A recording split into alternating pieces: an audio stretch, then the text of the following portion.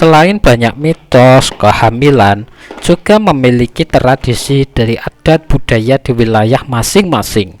Ada berbagai acara 7 bulanan di berbagai tempat yang berbeda di Indonesia.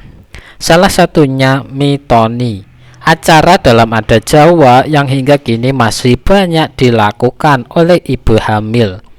Mitoni dalam tradisi Jawa adalah rangkaian upacara siklus hidup. Mitoni berasal dari kata am dan pitu. Am menunjukkan kata, pitu berarti hitungan yang ketujuh. Tradisi 7 bulanan atau mitoni adalah upacara tradisional selamatan terhadap bayi yang berada dalam kandungan ibu hamil selama 7 bulan. Mitoni memiliki hari yang baik untuk dilaksanakan. Bahkan mitoni tak dapat dilakukan sewaktu-waktu.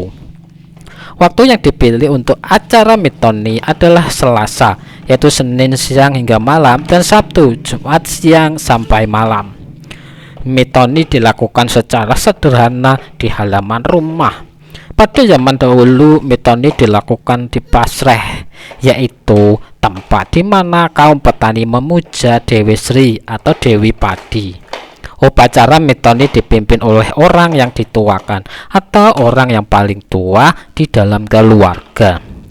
Dan tahap-tahap mitoni ada Jawa sendiri, ada beberapa tahap. Di antaranya kaping siji sungkeman, dilakukan oleh calon ibu kepada calon ayah. Setelah itu calon ibu dan calon ayah melakukan sungkeman kepada kedua orang tuanya. Sungkeman dilakukan untuk memohon doa restu agar kehamilan lancar dan bayi yang ada di dalam kandungan sehat sampai nanti lahir. Kaping pindho siraman. Siraman merupakan simbol pembersihan diri, baik fisik maupun jiwa.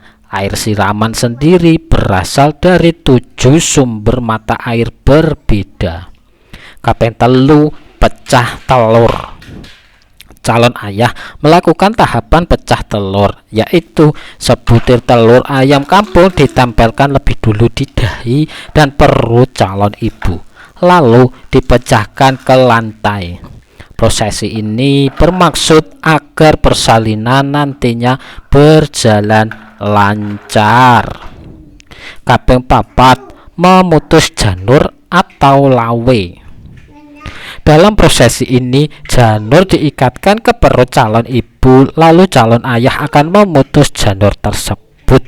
Sama seperti pecah telur, memutus janur atau lawe bertujuan agar persalinan dapat berjalan dengan lancar. Kaping 5 brojolan.